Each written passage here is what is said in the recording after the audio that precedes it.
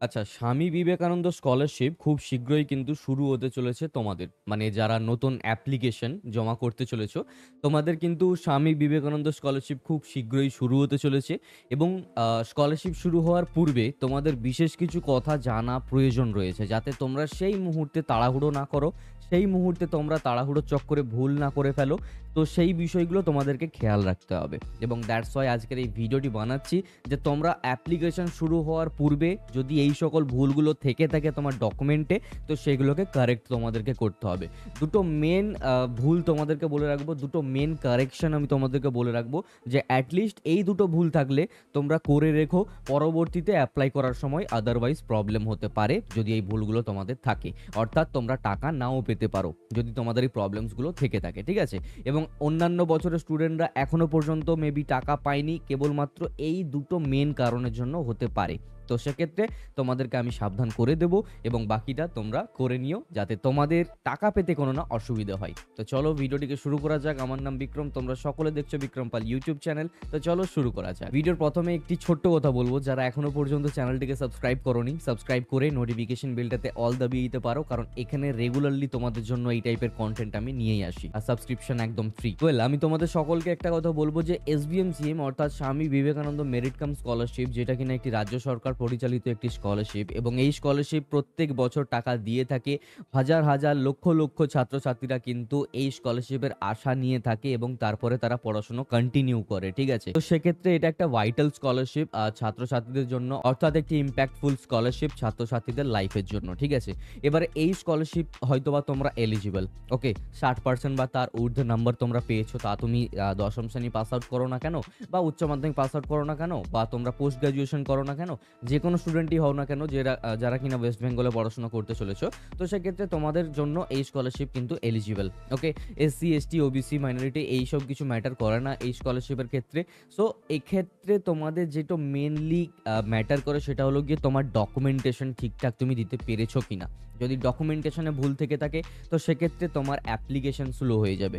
অর্থাৎ যে ভেরিফিকেশন হয়েছে একবার, বাকিদের ভেরিফিকেশন হয়ে তারা পাস হয়ে গেছে, অর্থাৎ নেক্সট স্টেপ তারা পৌঁছে যাবে, তুমি কিন্তু স্লো হয়ে যাবে। তোমার আবারও অ্যাপ্লাই করতে হবে, তোমার আবারও ভেরিফিকেশন পুনরায় করা হবে, অর্থাৎ তোমার চান্সেস একটু কমে যায়, বা যদি টাকা পাও তো লেট করে পাবে। তো সেক্ষেত্রে এই জিনিসগুলোকে অ্যাভয়েড করার জন্য তোমাকে তোমার ডকুমেন্টেশনগুলোকে ঠিক করতে হবে।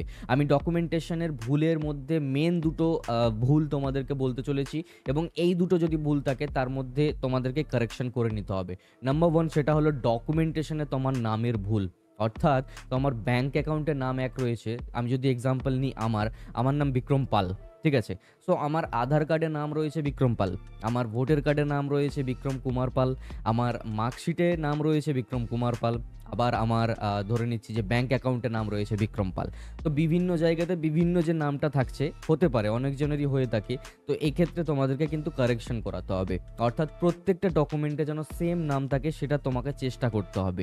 ভোটার আইডি এখানে প্রয়োজন হয় না অ্যাপ্লাই করার সময়, আমি এক্সাম্পলের হিসেবে জাস্ট তোমাদেরকে বললাম যে অ্যাপ্লিকেশনে যাবতীয় ডকুমেন্ট তোমরা জমা করছো, তাতে যেখানে যেখানে তোমার নাম থাকবে সেগুলো অ্যাটলিস্ট যেমন সেম টু সেম থাকে।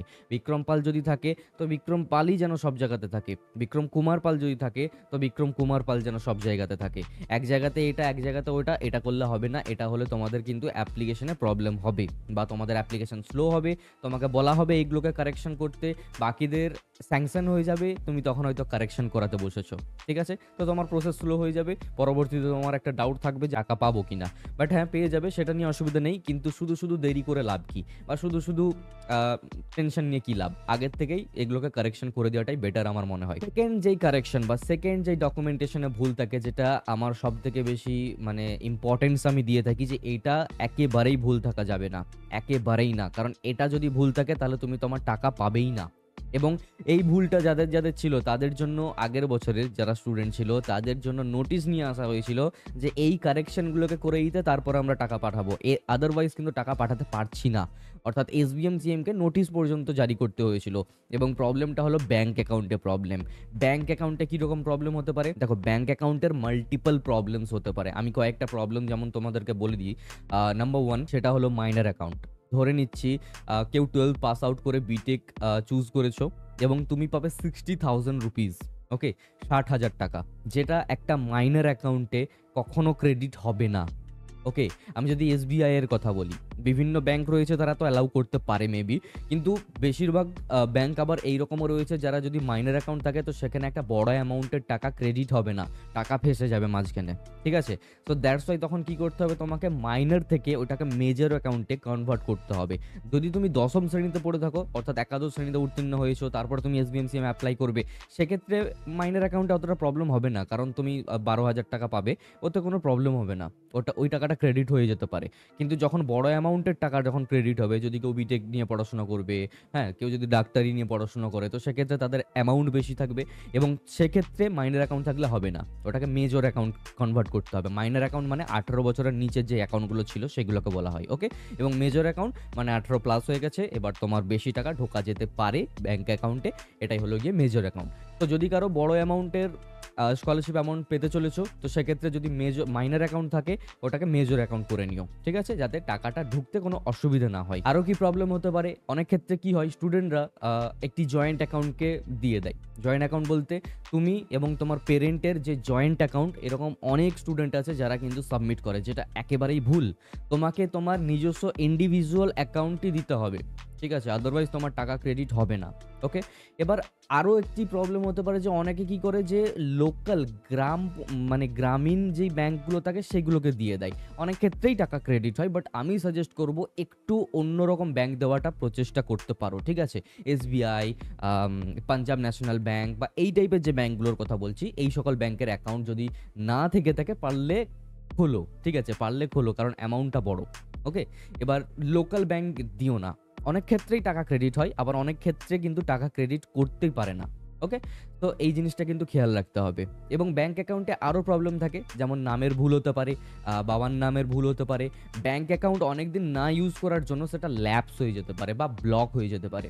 যদি এইরকম কিছু হয়ে থাকে সেটাকে আনব্লক করার চেষ্টা করো। মেইনটেন্যান্স যদি না করে থাকো তোমার ব্যাংক অ্যাকাউন্টে, তো সেক্ষেত্রে মেইনটেন্যান্সে কোনো প্রবলেম হয়েছে কিনা সেটা ব্যাংকে গিয়ে একবার যোগাযোগ করে নেওয়া, এই জিনিসগুলো কিন্তু করতে হবে। অর্থাৎ ব্যাংক অ্যাকাউন্টে মাল্টিপল প্রবলেমস থাকতে পারে এবং সেই প্রবলেমসগুলো আছে কিনা সেগুলোকে তোমাকে আইডেন্টিফাই করতে হবে। কি কি প্রবলেমস থাকতে পারে সেটা তো আমি ভিডিওতে বলেই দিলাম। তো আই হোপ দ্যাট তোমরা সকলে বুঝতে পেরেছো যে আমি কোন দুটো মেন ডকুমেন্টেশনে ভুল থাকতে পারে সেই বিষয় নিয়ে আজকে কথা বললাম, এবং তোমরা কারেকশন কিভাবে করবে সেটাও আমি তোমাদের সাথে আলোচনা করলাম। আশা করি তোমাদের সকলের যদি কোনো এই টাইপের ভুল থেকে থাকে সেগুলোকে তোমরা কারেক্ট করে নেবে। যদি কোনো ডাউটস থাকে, যদি কোনো প্রবলেম থাকে, কমেন্ট সেকশন খোলা রয়েছে, আমাকে গিয়ে কমেন্ট করতে পারো। আদারওয়াইজ যদি আমার সাথে পার্সোনালি কানেক্ট করতে চাও তো ডেসক্রিপশনে আমার ইনস্টাগ্রামের লিঙ্ক রয়েছে, গিয়ে আমাকে ফলো করে আমার সাথে পার্সোনালি কানেক্ট করতে পারো।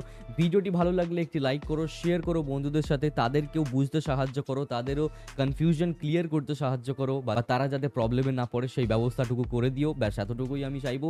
আর চ্যানেলটাকে সাবস্ক্রাইব করে দিও এবং নোটিফিকেশন বেলটাতে অল দাবিয়ে দিও। পরবর্তী ভিডিওর জন্য অপেক্ষা করতে পারো। দেখা হচ্ছে পরবর্তী কোনো ভিডিওতে নতুন কোনো টপিক নিয়ে। সকলেই ভালো থেকো, সুস্থ থেকো। বাই।